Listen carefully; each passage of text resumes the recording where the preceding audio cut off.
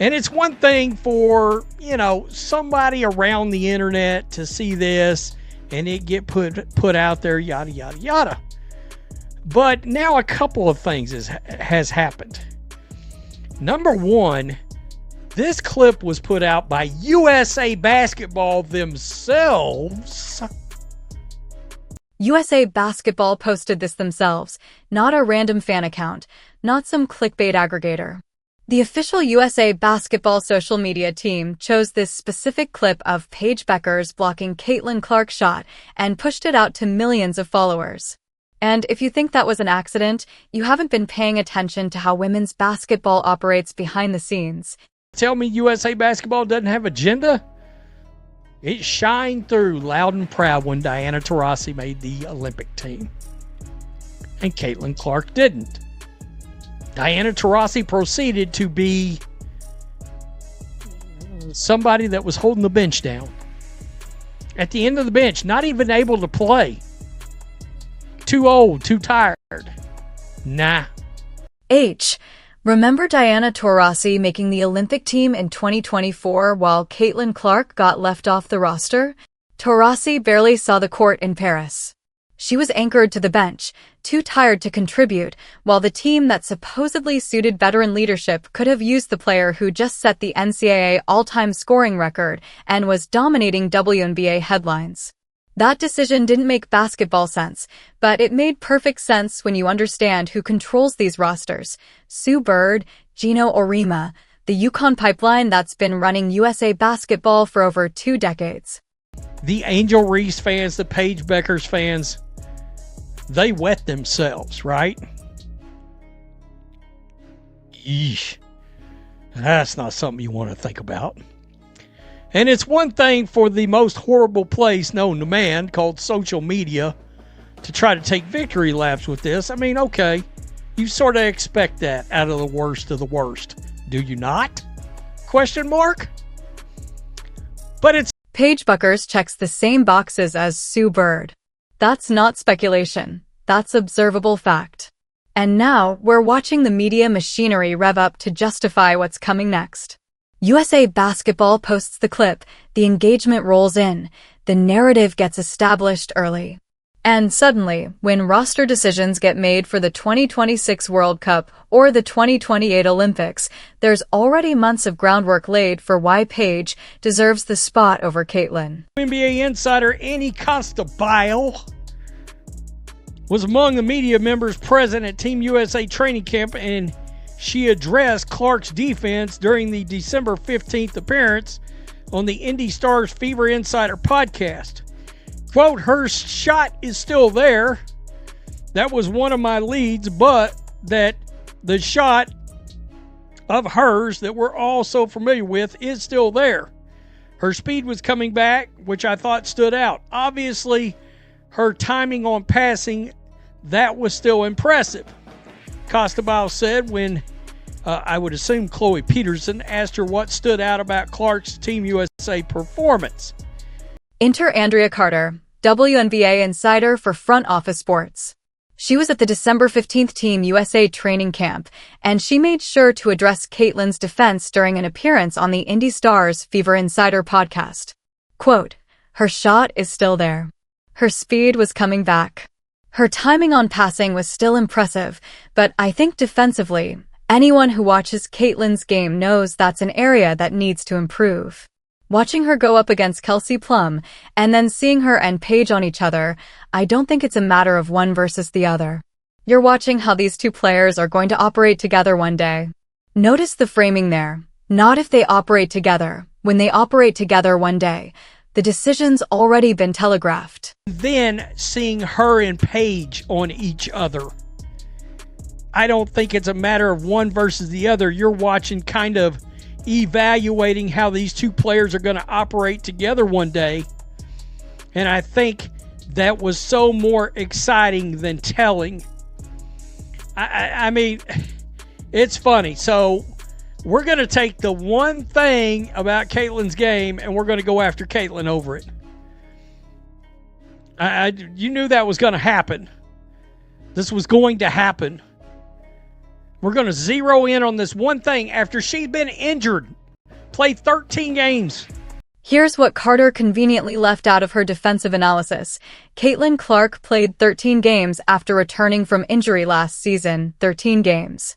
She didn't have a full off-season to work on defensive fundamentals because she was rehabbing. She didn't have training camp to build conditioning because she was managing her return-to-play timeline. And now, she shows up to a December showcase event, still shaking off rust, and suddenly her defense becomes the story that insiders feel compelled to discuss on podcasts.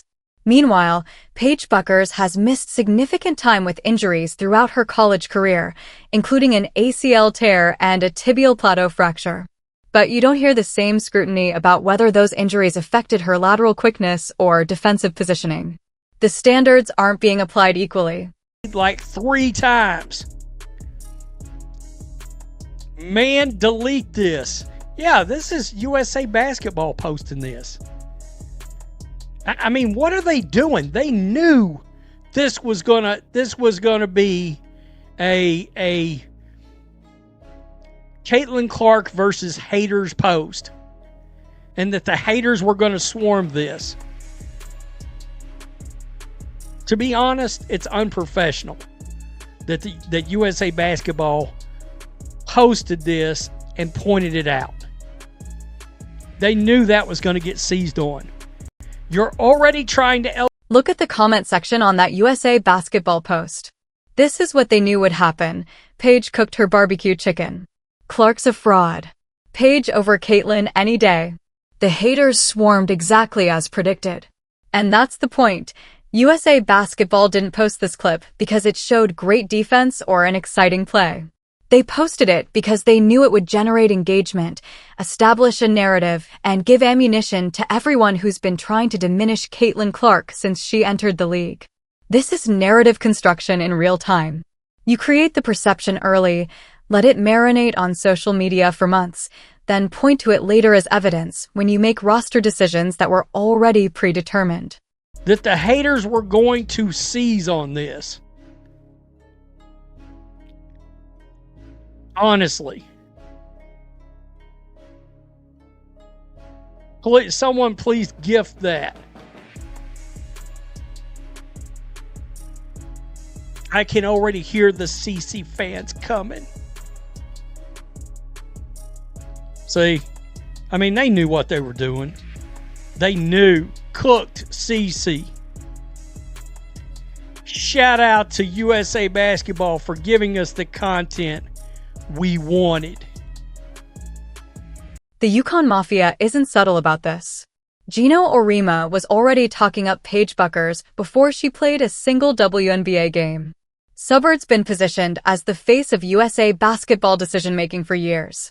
And now, you've got media insiders like Carter framing the conversation around Caitlin's defensive weaknesses while treating Paige like the presumptive choice for future rosters.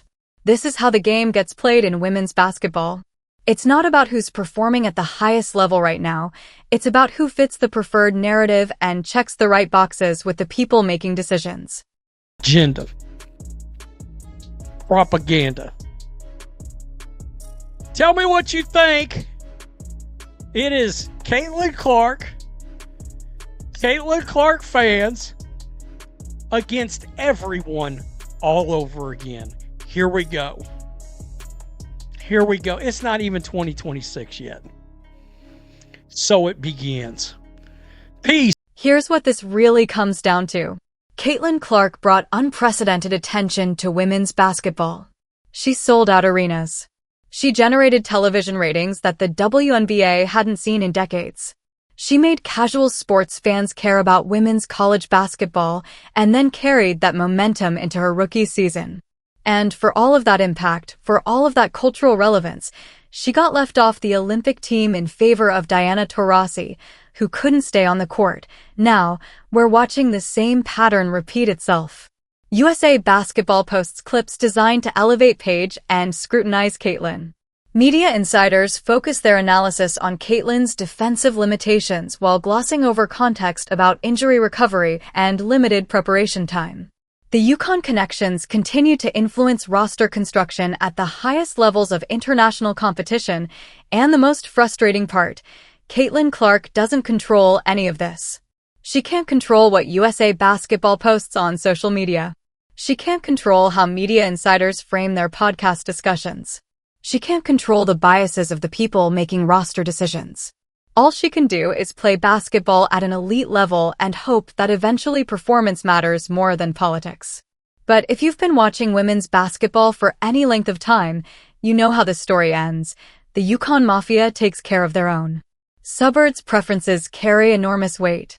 Geno Auriemma's opinions influence decision-makers and players like Caitlin Clark, who came up outside that system, who didn't play for the right college program or cultivate relationships with the right power brokers. They have to work twice as hard for half the recognition. The clip USA Basketball posted wasn't about celebrating good defense.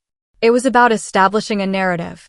And that narrative is going to follow Caitlin Clark all the way through the next Olympic cycle, regardless of how well she plays or how much she improves defensively, because in women's basketball, agenda often trumps achievement.